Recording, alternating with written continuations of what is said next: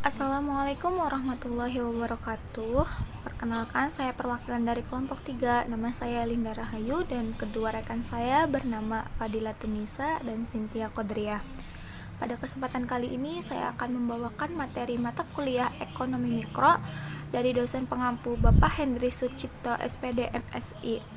Adapun materi yang akan saya bahas yaitu mengenai harga keseimbangan pasar. Pembahasannya meliputi pengertian harga keseimbangan pasar, proses terbentuknya harga keseimbangan pasar, faktor yang mempengaruhi harga keseimbangan pasar, penentuan harga, dan fungsi harga. Langsung saja kita ke materi yang pertama, yaitu pengertian harga keseimbangan pasar. Harga keseimbangan pasar adalah harga yang terjadi apabila jumlah barang yang diminta sama dengan jumlah barang yang ditawarkan. Keduanya akan mencari harga yang mereka sepakati bersama dan barulah transaksi jual beli terjadi. Kesimpulannya adalah harga keseimbangan pasar terjadi karena kesepakatan antara pembeli dan penjual yang terbentuk dari hasil tawar-menawar. Pada harga keseimbangan pasar, produsen akan bersedia melepas barang atau jasa, sedangkan konsumen akan bersedia membayar harganya. Dalam kurva harga keseimbangan, terjadi titik temu antara kurva permintaan dan kurva penawaran, atau equilibrium price. Equilibrium price adalah kesepakatan harga antara penjual dan pembeli agar terjadi transaksi tersebut. Proses terbentuknya harga keseimbangan pasar. Pada dasarnya, harga keseimbangan pasar terbentuk karena adanya proses tawar-menawar antara penjual dan pembeli, sehingga akan tercapai kesepakatan harga. Jika harga yang ditawarkan oleh penjual kepada pembeli tergolong mahal, barang atau jasa tersebut tidak akan terjual. Tapi sebaliknya, jika harga yang ditawarkan pembeli terlalu rendah, penjual tentu tidak akan mau menjual barang atau jasa, karena tidak bisa mendapatkan keuntungan. Jadi pembeli akan menaikkan harganya. Faktor yang mempengaruhi harga keseimbangan pasar.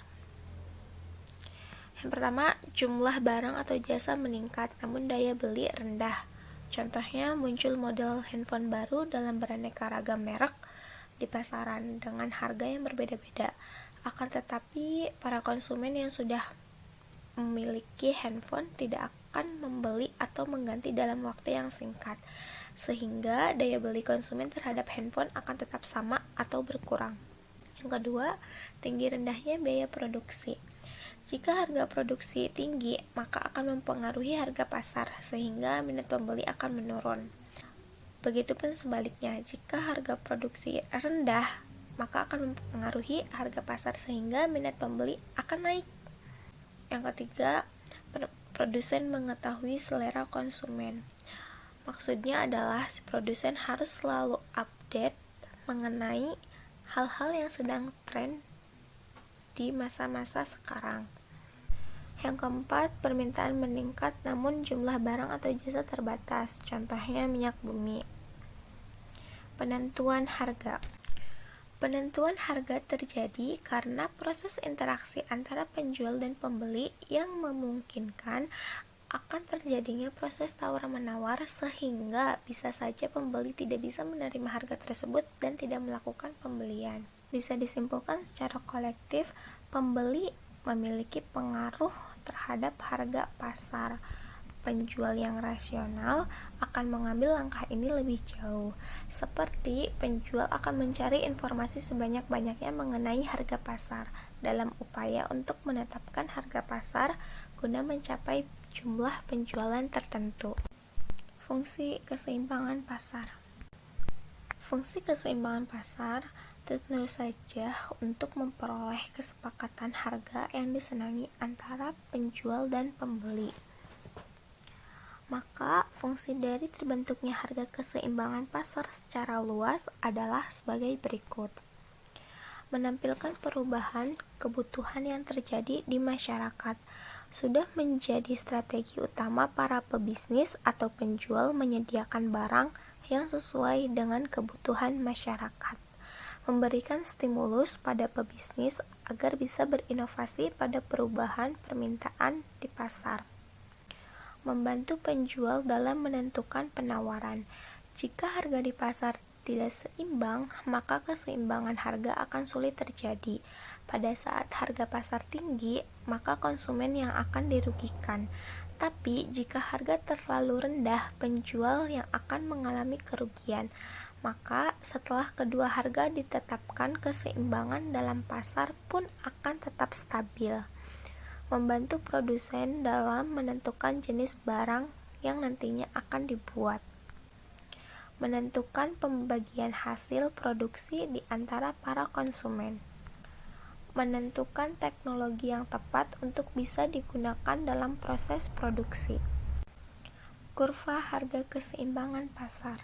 Sebagai contohnya, kurva harga keseimbangan pasar di bawah ini menunjukkan harga keseimbangan sebesar 3.000, sedangkan jumlah keseimbangan sebesar 12 kg. Keterangan D sama dengan kurva permintaan, E sama dengan kurva penawaran, E sama dengan titik keseimbangan, P sama dengan harga barang, Q sama dengan kuantitas barang. Berikut rumus harga keseimbangan pasar. QD sama dengan QS atau PD sama dengan PS. Keterangan QD adalah jumlah barang yang diminta, QS adalah jumlah barang yang ditawarkan, PD adalah harga barang yang diminta, PS adalah harga barang yang ditawarkan.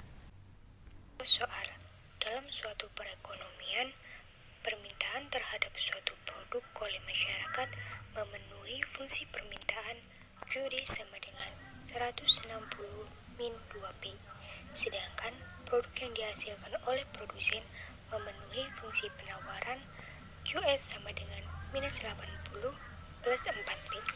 Dari soal tersebut, tentukan harga keseimbangan pasar pada kondisi perekonomian tersebut. QD sama dengan QS 160 min 2P sama dengan minus 80 plus 4P. 160 plus 80 sama dengan 4P plus 2P. 240 sama dengan 6P. P sama dengan 240 dibagi 6 sama dengan 40. Jadi, harga keseimbangan dalam perekonomian di atas sebesar 40. Ini merupakan kurva yang menunjukkan kondisi harga keseimbangan pada soal di atas. Sekian pembahasan materi dari kami, kurang lebihnya mohon maaf. Wassalamualaikum warahmatullahi wabarakatuh.